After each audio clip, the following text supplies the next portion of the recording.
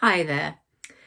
Today, I just wanted to talk a little bit about suffering relapses when you've had chronic fatigue syndrome or ME and you feel that you've got a lot better, maybe felt you've almost fully recovered, and then you suddenly find yourself going back into the same symptoms. Suddenly you find you've got muscle fatigue, aches and pains, headaches, memory lapses, brain fog, and depression.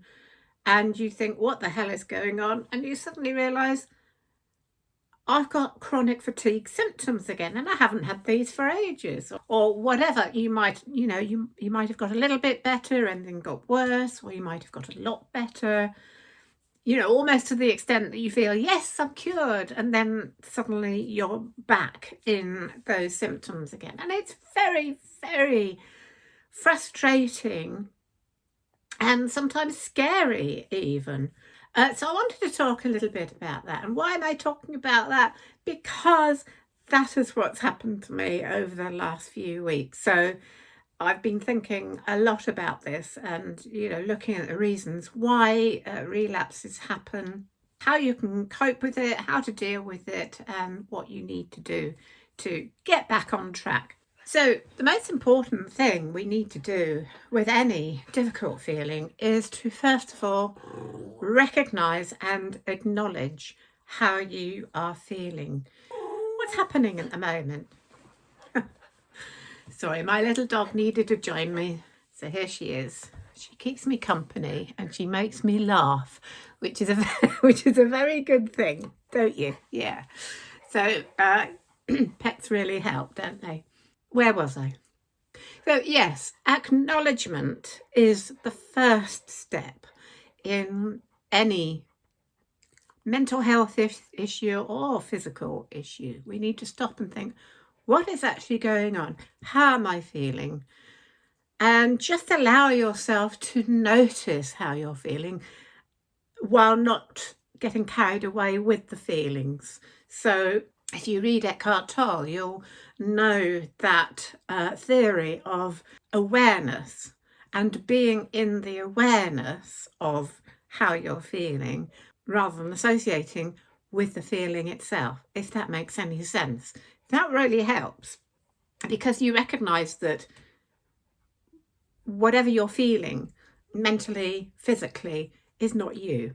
So once you've acknowledged how you're feeling, and I've recognised that I've been feeling quite low the last few days. My sleep has been disrupted. I've been waking up in the night, having difficulty getting back to sleep. I've had aching muscles, lots of headaches, dizziness, etc. Then you have to recognizing all that. Think, well, what's going on? That's the next step. What's been going on? Why, after so many months of feeling pretty great on the whole, why am I feeling these chronic fatigue symptoms again that I haven't had for quite a while? What are the things that tends to happen with any kind of bad feeling or illness, etc., is that we do a lot of things to help, to start with. We do all those, things, all the things that I've suggested in my courses and on these videos, pacing yourself, resting, meditation, gentle exercise, using apps such as Curable that I've mentioned before. And what tends to happen when we start to feel better is that we let some of those things go. And we can feel a lot better for a while without those things. And then suddenly you start to feel unwell again. You think, why am I starting to feel unwell again? And it may be that you need to pick up some of those things again. And I have to admit that I had stopped using the Curable app. I still meditate and do yoga every morning, and I do rest regularly, But there also may have been a few things that have crept in as well, which you need to recognise, and I will talk about that in a minute. But yes, we need to have a look at what were some of the things that helped me get better that I'm maybe not doing at the moment, and maybe I need to start looking at those again. So one of the things I might start doing is just regularly looking at the Curable app again and revisiting some of those suggestions in there. So that's maybe some of the things that are lacking. But maybe also we could look at what's happening in my life that may be causing more symptoms again. If I look at over the last few months, to start with, where I've only just come out of winter, we're in the UK, certainly, we're looking forward to warmer weather. It's been spring officially for about a month, but we've had so much rain. It's not really got going yet, and it's when you've sort of been through winter, especially if you're stuck at home a lot, because I'm self-employed, I work at home, I don't get out a lot over winter. You feel like you've been hibernating, you can't wait to get out. With the relentless rain we've had, the need for a change of scenery might be partly an element of it. Also, we need to look at other things. My mother passed away last November.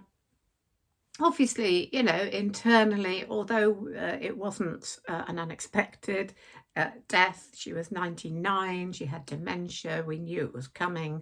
It's still a big thing. And I think even though, I'm not kind of overly upset and depressed about that because it was so expected, it's obviously something that quite possibly is going on underneath as well, and maybe that needs to be more acknowledged. Sometimes we don't always acknowledge those deeper feelings that are going on, and it's very, very important that we do. So that is an element. Also, I think for me in particular, is an element of not having enough fun lately. In the past, I have regularly met up with my best friend to have a coffee, have a laugh. Due to personal circumstances in her life, and because, we're both also really, really busy with work, we just have not been able to meet up so often lately. So I am missing out on that sort of socializing thing of having a good, we chat over the phone, but it's not the same as getting out, having a change of scenery, which again, it doesn't sound important, but actually is. We really need to have these sort of little changes in our life so that our normal lives don't just get a bit sort of samey and you feel like you're just sort of drudging along from day to day. And I think that another element is that I've been working very hard over the last few months. Without those other elements of having fun, it can impact on your physical health. So I'm just sharing a few of these things with you.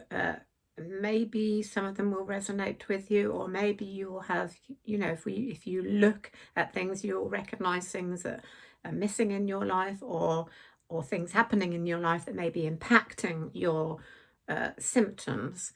So once you've recognized all that, the next thing to do, of course, is think, how can I change this? Or can I change it? If I can't change it, how do I deal with it?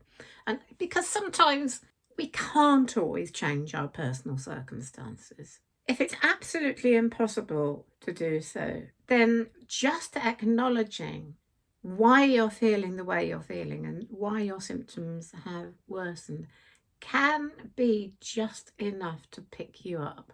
Acknowledgement is so important. You need to also, if you can't change things absolutely now, a good idea is to look at your next few weeks, your next few months. See what changes you can put in there. I'm looking forward to when we get some warmer weather to having a few days out with my little dog, because even on days where I'm a bit tired, but I can just about get out in the car, go and find somewhere beautiful, or maybe visit a National Trust property or something like that. Just doing that can actually help with the symptoms, even though it doesn't feel like it will do to start with. As long as you don't overdo it, and go for overly long walks, or wear yourself out walking around somewhere. You have to always, as I'm always saying, always be aware of what's happening in your body. And if you feel like you're doing a little bit too much, stop and rest. But we mustn't fall into the habit of doing absolutely nothing, because that will impact you as well, physically and with your mental health. So I will be thinking about having a few days out. I've also planned a little holiday for June. And other things I would suggest, if you're feeling low at the moment, don't watch too many news reports, especially late at night.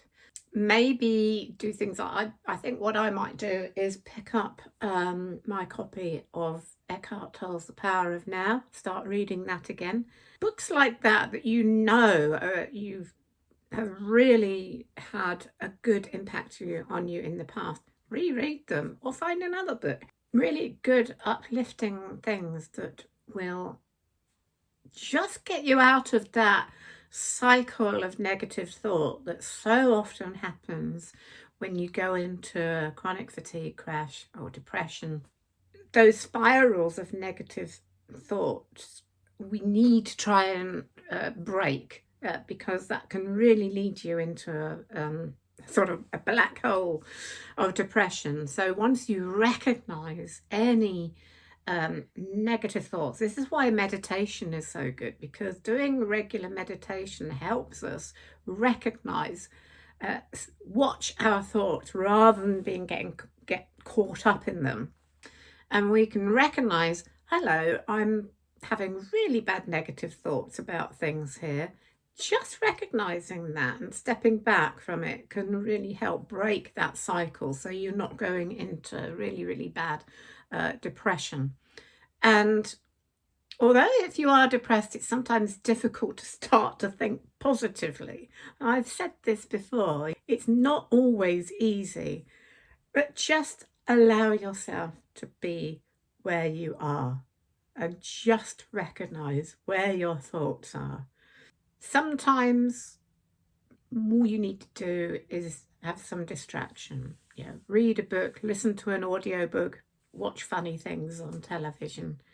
And when you start to feel a bit lighter, then you can start with the sort of more positive thinking kind of exercises. So there we go. I just thought I'd do this video just to share with you where I am at the moment. And if you are going through the same thing, you are not alone.